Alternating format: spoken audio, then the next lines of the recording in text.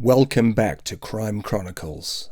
Two back-to-back, brutal bare-knuckle bouts in Glasgow left a guy dubbed Britain's hardest man with broken hands and a fractured toe from hitting and kicking his opponents. Lenny McLean, often referred to as the Guv'nor, was a legendary figure in the world of bare-knuckle boxing. Known for his formidable size, strength, and fighting prowess, McLean's reputation was built on numerous battles fought outside the sanctioned rings of professional boxing. Among his many exploits, two legendary bare-knuckle fights in Scotland stand out as defining moments in his storied career.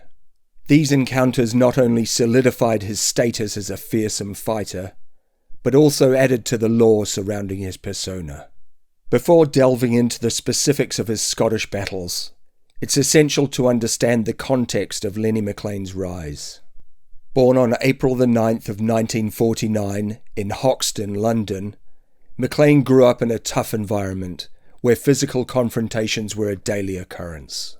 From a young age, he was drawn into a life of fighting, both as a means of survival and a way to earn respect. His early years were marked by frequent run-ins with the law, but they also provided the training ground for his future in bare-knuckle boxing.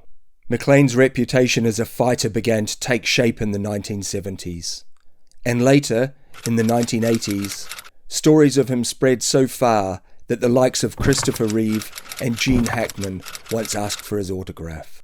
As well as rubbing shoulders with the likes of the Kray twins, Lenny was also happy to take on anyone inside the ring, even offering fights to SAS soldiers and the A-Team's Mr. T. Unfortunately, these never came to fruition. He participated in countless unlicensed boxing matches, often held in pubs, backyards, and other unconventional venues. These fights, though illegal, were highly popular and attracted significant audiences. McLean's sheer power and relentless aggression quickly made him a standout figure in this underground scene. So by the time he ventured into Scotland for his legendary fights, he was already a well-known and feared fighter. The first of McLean's legendary Scottish fights took place in the late 1970s. The exact date and location have become somewhat mythologized over the years, but the fight itself remains a cornerstone of McLean's legacy. The opponent was a massive Scotsman named Jock, who in Lenny's words was tattooed from a-hole to breakfast time, and definitely looked like an ex-con. The Scots bruiser had kill and death inked across his knuckles, and a dotted line on his throat that said "cut here." The bout was arranged through a network of underground contacts, who facilitated such events, often with large sums of money and local pride at stake. McLean travelled to Scotland with a small entourage, including his close friend and fellow fighter Roy Shaw. The journey was fraught with tension, as McLean was entering enemy territory, where local fighters and their supporters were fiercely loyal. Upon arrival, the atmosphere was electric, with word of the impending fight spreading quickly through the local community. The fight took place in a secluded area, away from the prying eyes of law enforcement. Spectators gathered around in a tight circle, forming a makeshift ring. The rules were simple: no gloves, no time limits, and the fight would continue until one man could no longer stand. During the fight, Lenny let Jock hit him about a dozen times. He then unleashed a mighty blow onto the Scotsman's ear, and as they weren't wearing gloves, this caused half of it to flap down. Blood was leaking everywhere, Lenny recalled. Jock countered with a couple of low blows, one of which connected with Lenny's genitals. So after that, all bets were off. Lenny kicked Jock in the kneecap, breaking his own toe in the process. He followed the kick with a brutal punch to the kidneys, and then, after Jock collapsed to the canvas, Lenny continued to punch him until he stopped moving.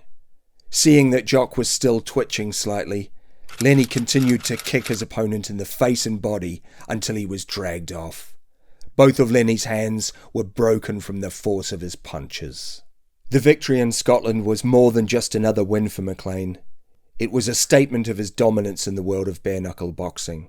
The fight solidified his reputation as one of the toughest men in the United Kingdom. For the Scottish locals, the loss was a bitter pill to swallow, and it also fostered a grudging respect for McLean's abilities. Following the fight, McLean's notoriety continued to grow. He was sought after for more high-stakes bouts, and his presence was requested at various events where his intimidating persona could draw a crowd. The victory also led to increased scrutiny from law enforcement, as bare-knuckle boxing was illegal and often associated with other criminal activities. Despite these challenges, McLean remained undeterred, continuing to fight and build his legend. Lenny had previously travelled up to Scotland to visit his cousin Arthur Thompson and look for a fight. In a bid to drum up interest in a potential bout, a pal planted a story in the local papers saying that the fighter had said, "All Scots are porridge-guzzling cowards." When questioned about that by Arthur, Lenny clarified that he hadn't said that, but had said something far worse. After that provocation, a 6-foot 8-inch heavyweight champion from the Royal Scots Guards turned up to fight the Londoner. As they touched fists before the fight, Lenny, in a bid to provoke the Scotsman even further, whispered a homophobic slur to his opponent. The plan worked, and the Scots giant started swinging even before the bell had rung. Barely a minute later, Lenny had knocked the man out cold.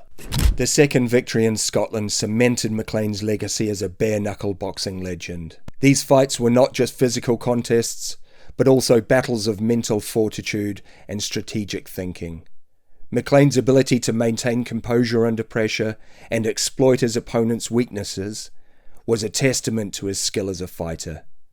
The Scottish fights also had a broader impact on the world of bare-knuckle boxing. They highlighted the intense and often brutal nature of the sport, drawing both admiration and criticism. For McLean, these battles were career-defining moments that underscored his reputation as the Guv'nor.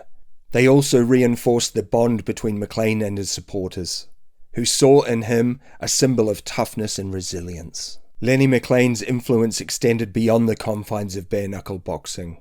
His larger-than-life persona made him a cultural icon, with his life story resonating with many who admired his toughness and tenacity. McLean's exploits, including the legendary fights in Scotland, have been immortalised in books, documentaries and films, ensuring that his legacy endures.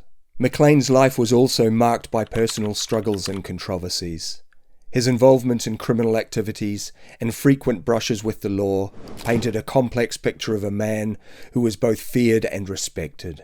Despite these challenges, McLean remained a beloved figure, particularly in the working-class communities where he grew up and fought. Lenny McLean's legendary bare-knuckle fights in Scotland are a testament to his extraordinary abilities as a fighter and his incredible spirit. These battles not only solidified his status as one of the toughest men in the UK, but also contributed to the rich tapestry of his life.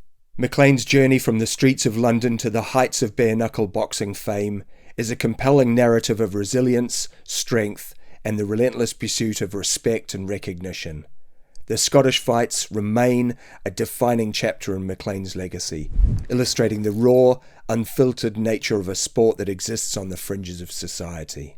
For those who witnessed these battles, and for the countless others who have heard the tales, Lenny McLean will always be remembered as the Guv'nor, a true legend of bare-knuckle boxing. Thank you for joining us today on Crime Chronicles. Don't forget to like, subscribe, and share the channel with your friends.